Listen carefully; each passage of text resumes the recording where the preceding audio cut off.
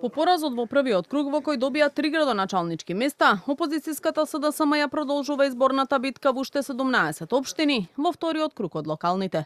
Од партијата повикуваат на масовна излезност на гласачките места на 2 ноември и ја бараат поддршката и гласовите од кандидатите кои отпаднаа во првиот круг.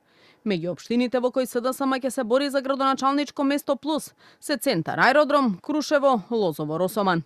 Од СДСМ и покрај освоениот резултат сметаат дека докажале оти на овие избори понудиле одлични и честни кандидати, кои освоиле над 155.000 гласови во неделата. СДСМ ги повикува сите граѓани кои гласаа за другите кандидати што не влегоа во вториот круг да дадат поддршка на нашите кандидати. Тоа се луѓе кои ќе работат во интерес на сите граѓани, кои им служат пред се на граѓаните, нивните интереси и барања. Нашите кандидати имаат реални програми и план за реализација на ветеното, наспроти кандидатите на ВМРО ДПМН, кои докажано не реализираат ништо од ветеното, се наведува во партиското соопштение од СДСМ.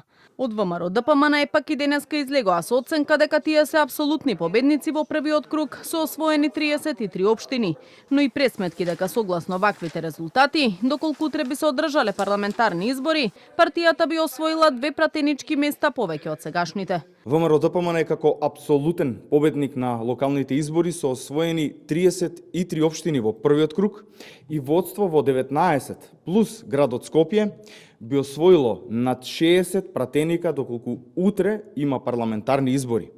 Додека пак СДС и Филипче би биле трета партија во некои изборни единици. ВМРО ДПМН во однос на минатите локални избори има скок од 12.000 гласа, додека пак СДС е во дебел минус од 111.000 гласа. СДСМ пак со поинакви пресметки. Според нивните математики, изборните резултати од првиот круг од локалните јасно покажувале дека доколку утре би се избирал нов парламентарен состав, тие би освоиле најмалку 21 пратеник, а ВМРО ДПМН е 52 пратеници. Обвинуваат дека владеачката партија манипулира со бројките и дека попусто се обидуваат да го сокријат падот од над 140.000 гласови на овие избори.